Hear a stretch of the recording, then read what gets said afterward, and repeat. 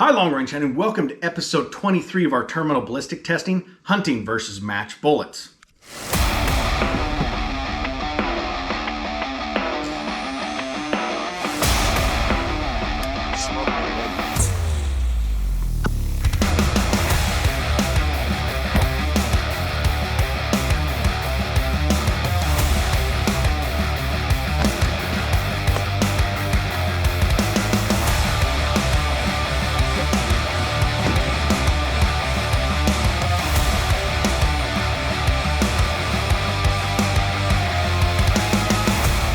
Now today we are doing the Berger VLD.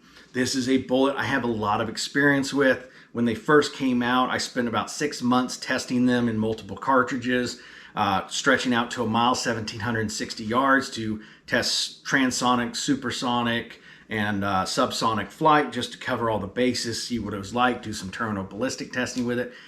Ended up going away from it. The original design wasn't that great. The whole theory was you'd have the hunting, which had a thinner jacket. The target was the exact same bullet with just a slightly thicker jacket.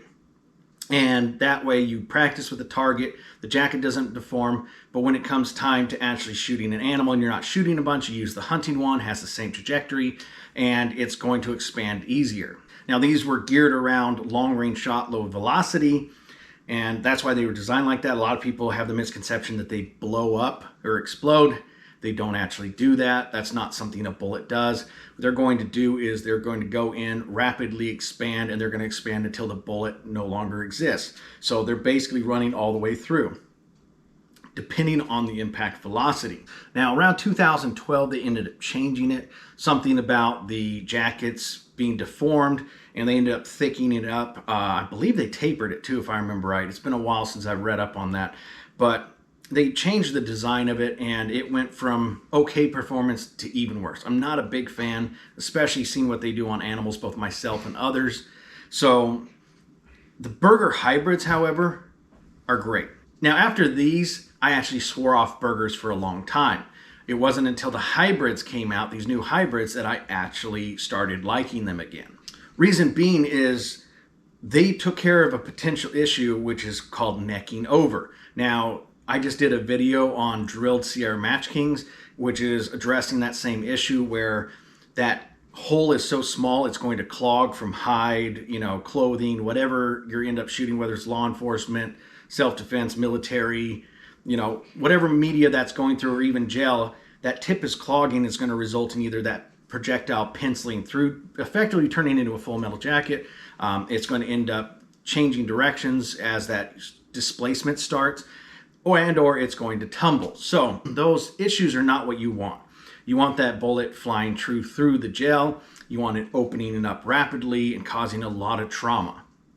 Changing directions is not a good thing, or tumbling. Now, how Berger got around this with the new hybrids, and I've done videos on the hybrids, is this. You can see there is a large cavity in there. And what this allows is the hole to stay small so you're not losing any BC or aerodynamics. Now what happens upon impact is that tip collapses in, forcing expansion. So it's very reliable. It hits like a tank, so you have that thin jacket, you have that small hole, you got great aerodynamics, you got great BC, and when it hits, it just massively opens up and gives you great terminal performance.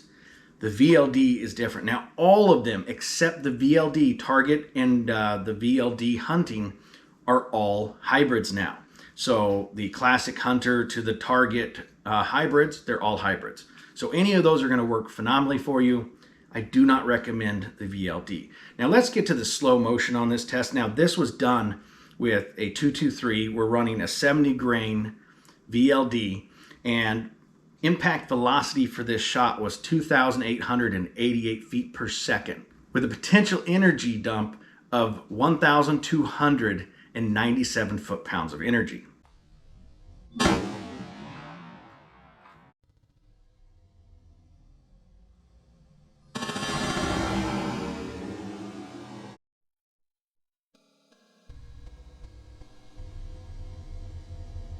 Now, as you can see, we had an okay temporary wound cavity. Again, that's a high velocity shot. We're basically at 2,900 feet per second.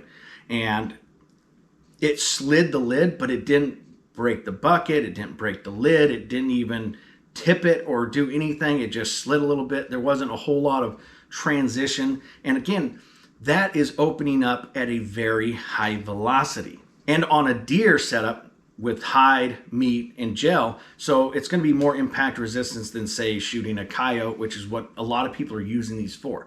So would it kill a deer? Yes. Is it what I call ideal? No, because we got to look at the broad spectrum of things.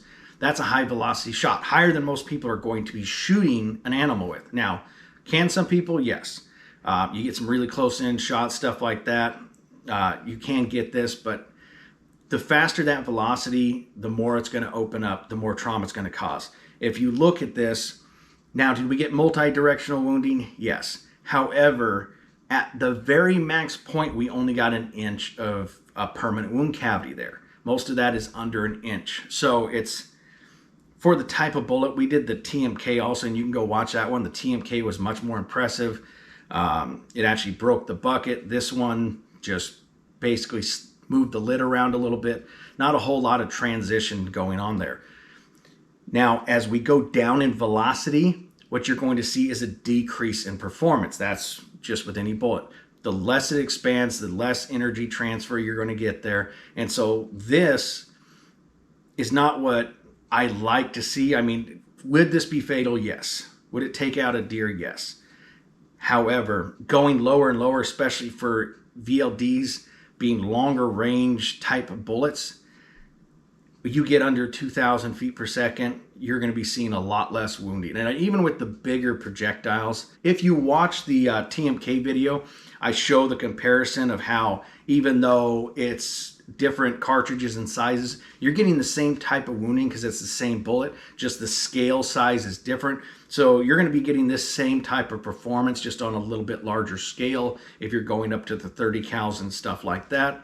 But it's not a bullet I recommend. I've seen a lot of it in the field. I've seen quite a few failures just because of design. Honestly, I would love to see Berger scrap it. I mean, they have the hybrid line, which the hybrids, again, are phenomenal. That is an excellent bullet. I would never hesitate to run that. For me, though, I run what works best in my particular guns, and all my guns currently like Hornady bullets. I'm running the A-tips and the ELD matches currently. If I get another gun and it ends up liking the Bergers, I'm not going to do these. I'm going to end up doing the hybrids. If it likes the Sierra Tip Match Kings, I'll run those. So there's several bullets out there that are absolutely phenomenal. I do not recommend these.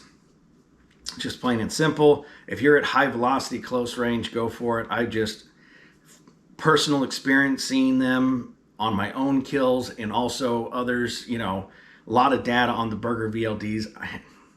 They were better with the original design, and the new design took a okay bullet and just made it worse. Again, that's just my personal opinion, and based off what I'm seeing, I'm sure there's going to be plenty of people that want to argue about that, but honestly, with looking at what it did, especially compared to other bullets that we've tested, the TMK had much more of a transfer of energy. It had a larger wounding, and it was going at a slower velocity and had less potential energy. So to look at that, we got less than what's projected. Energy is only a potential, and it's directly dependent on that bullet's performance. So a lot of people don't realize that. So what that calculator says isn't actually correct. It depends on what the bullet does. Now, I mentioned that it doesn't blow up. Here's the actual bullet. You can see that it separated from the jacket, but that core is mushroomed. And what happens there is, with a non-bonded bullet, when you go through and you get rapid expansion or even just expansion over time, you're going to get to a point where that jacket is going to be stretched out and that core is going to separate. Now, as you can see, though, that core was expanded. It looks like a mushroom bullet. And so it didn't blow up. It's just expanding, and those outer pieces, as it goes through, are breaking off. It expands, break off, expand, and that allows for deeper penetration with bullets of this type. So it's not quote-unquote exploding. You do see some fragments, but the bullet is whole there until at the very end when it's separated. And I mean, it was just barely separated in that second gel. So that's not a bad thing as far as if the jacket and the core separate, because that core is going to continue through.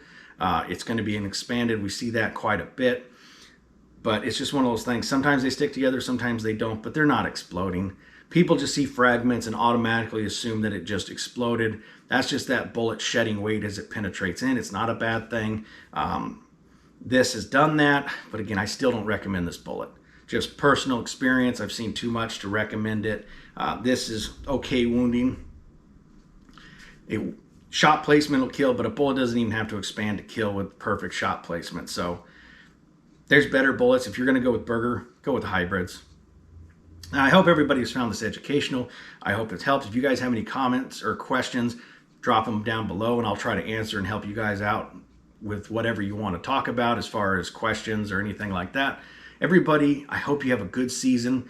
Don't forget, it's Veterans Day. Thank a veteran. To all my brothers and sisters, once again, who signed that dotted line, all you badasses, go get a drink, go get a steak. You know, enjoy your day. You earned it. Everybody, good luck this season. Happy hunting.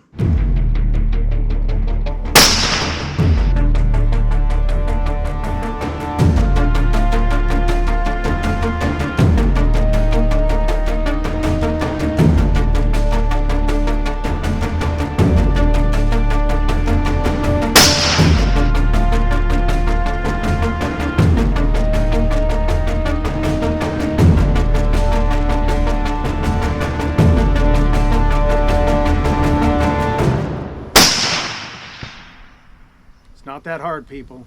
Hope you enjoyed this video. Make sure to hit that like button, hit that subscribe button, and turn on notification bell so you won't miss out on any future video. And happy hunting.